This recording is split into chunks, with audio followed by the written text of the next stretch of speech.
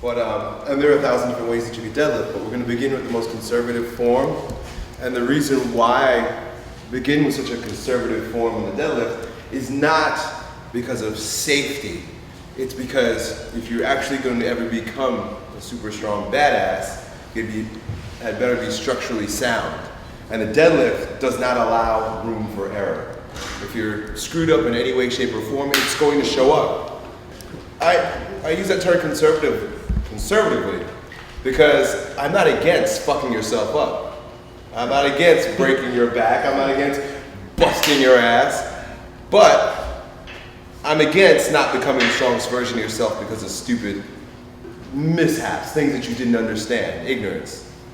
I think the coolest thing for us to do would be to watch how I coach the deadlift from the ground up, especially with someone who's never deadlifted before. Yeah? So I'm looking for different muscular imbalances that might be present because the deadlift exposes so much.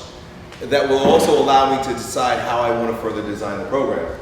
You see, if I discover that, man, your glutes are weak and they're not firing and that's why your deadlift suffers, well then I know that I need exercise that isolate the glutes.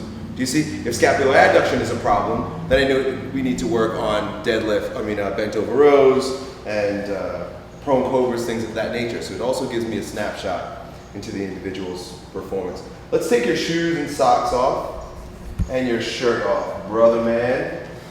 One of the things I like to do also, and this is difficult, especially if you're a coach, you want to start teaching right away, because we want to show how smart we are, what we know. But what I like to do is I like to see someone at their rawest, and I just say, do you know what a deadlift is? Have you seen it done before? Yeah, I've seen it done before.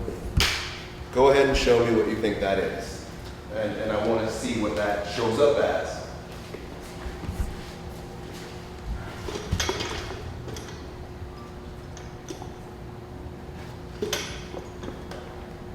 It's pretty light, right? It should be, so just do about maybe 5 reps.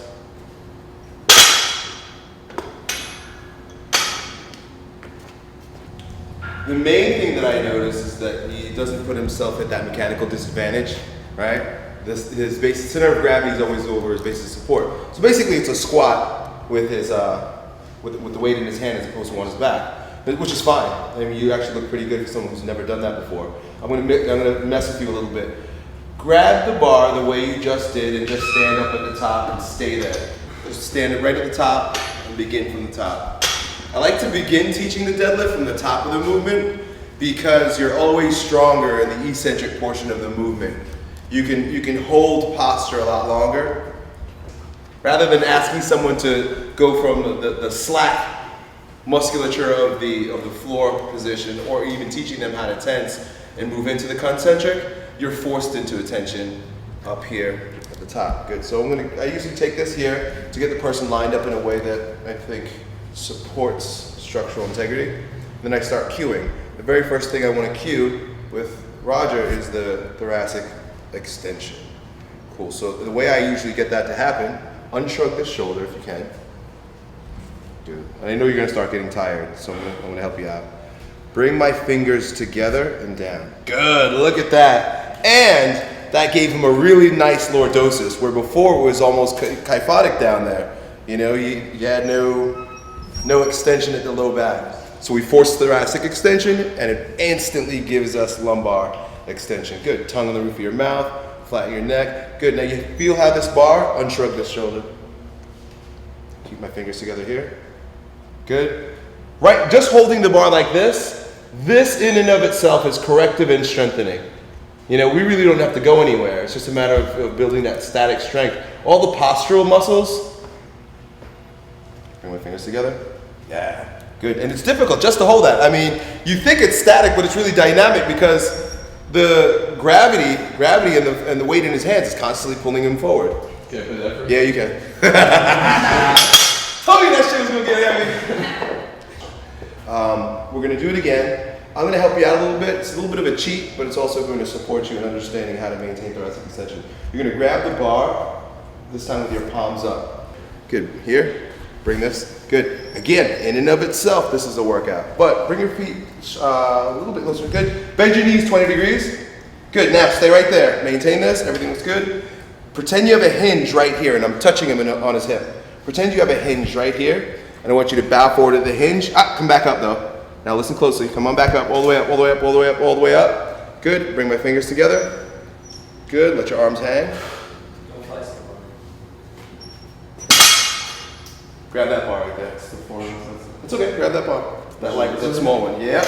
Let's do it again. Keep your elbows completely relaxed. Keep your biceps relaxed. Good. Bring my fingers together. Good. Bend your knees slightly, about 20 degrees. Good. Now, maintaining contact with the head, the middle of the back, and your butt on the stick. Also, I should always be able to get my fingers through your low back. Good. If I can't, I'm gonna go like this. I'm gonna start tapping you like this to let you know I need more chest, bigger ass. Okay? Good. Biceps are relaxed. No tension in the biceps at all. All the tension should be here. Yeah. Bend your knees slightly, about 20 degrees. Good. Maintain everything. Imagine that there's a hinge here and hinge forward. Tip, tip, tip, tip, tip. No knees, just tipping. Yeah, that's it. Tip, tip, tip, tip. Stay right there. Bring my fingers back together. Good. See that position that he's in right there? That's the compromised position. He's at a mechanical disadvantage. So you know what's happening now? He's using more muscles than he probably has ever before in his life.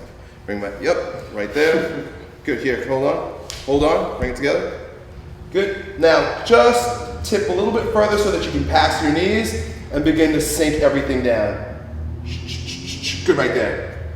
Good. Doing the deadlift from this way, your strength will increase a lot faster, but you start with what seems to be slower. So it's like, boy, we're going really light, but understand you're training your nervous system. So once you build that motor engram, then your muscular system just jumps right in. And now you start building piles of strength and muscle. But if you start trying to stimulate the muscular system in absence of a strong motor engram, then you're gonna hit a plateau that much quicker. Does this make sense? Because really, your mechanics are fucked. And you're gonna have to go back and you have to retrain your mechanics. It's been said that it's easier to teach, and you guys who are in the military might be able to attest to this, it's easier to teach a woman how to shoot than a man, because most boys, grew up, bang, bang, shooting from the hip, boom, boom, boom, boom. Like we got bad habits with guns, because they gave us guns when we were 4 years old. I mean, my son, he was running around with little machine guns. It's like, yeah, you learn that, brother. And but little girls never played with guns, so you're not dealing with fucked up motor engrams. There's no destroyed motor engrams. They don't have to be retaught. I think it takes 300 to 500 repetitions to teach a new motor engram. So for you to learn everything I'm teaching you right now, it's gonna take about 300 to 500 reps. But to undo a faulty motor engram takes about 3,000 to 5,000 repetitions. So you're talking 10 times the amount of effort to fix a screwed up deadlift because you're too tough to take your time to do it right than the meager 300 to 500 reps, which in 4 weeks you've got easily. Good, let's do this again. So take your time, and it can't not be retaught because it was retaught to me. I deadlifted one way, and then I was retaught a few years after college by a really good coach. Good, bang, bend the knees slightly, boom, a little bit more. Good, knees don't do anything else. Touch, touch, touch. Anchor and start tipping at your hip.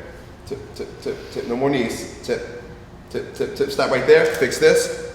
Yeah, good. Now start sinking everything. Bang. Good, stay right there. Keep everything tight, chest up. Good. And just reverse the movement by standing up. Boom, all the way up, fast. Boom.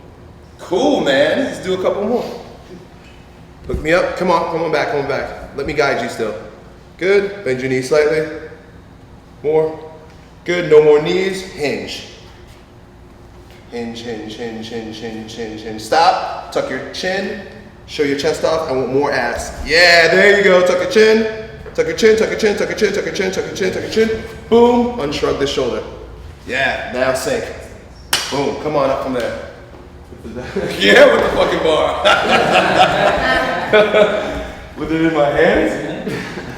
Cool. So here's one of the things that I want to do also, because the movement is broken down into multiple different chunks. You take a break. Not that you need my permission. It's broken down into multiple different chunks. If you notice, there's the thoracic extension, the hyperlordosis, the cervical extension, and then the position of biomechanical disadvantage, where you're tipping forward of your center of gravity. And that's a chunk in itself. It's lining you up, mechanical disadvantage.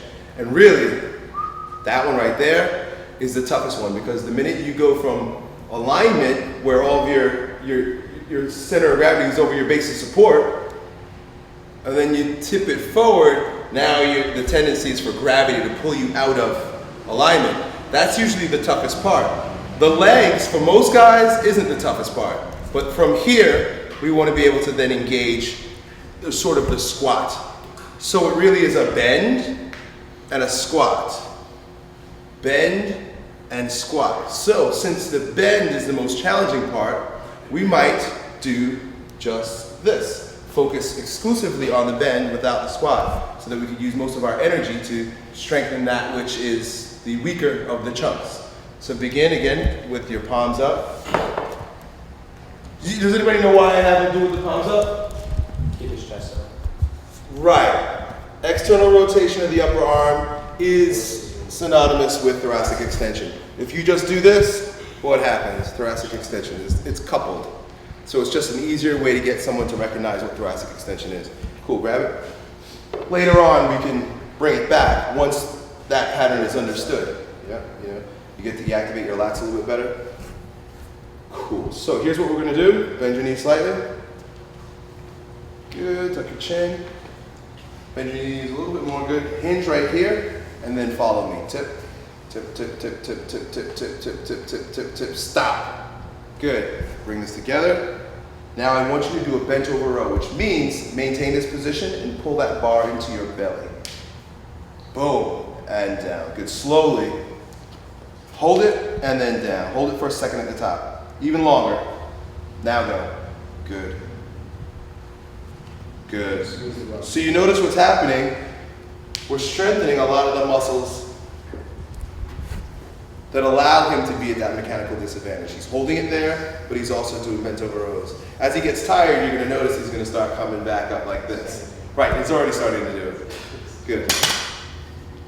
Cool. So I tell you, man, like if I had, of course, I probably said this 1,000 times, one exercise for you to do, bang, it would be deadlifts, bent over rows. You would tighten up in so many different ways. I mean, the entire posterior chain, but also the front part of your body will grow because they all act as stabilizers. Do you understand? Cool. Love the deadlift. That was pretty good, man.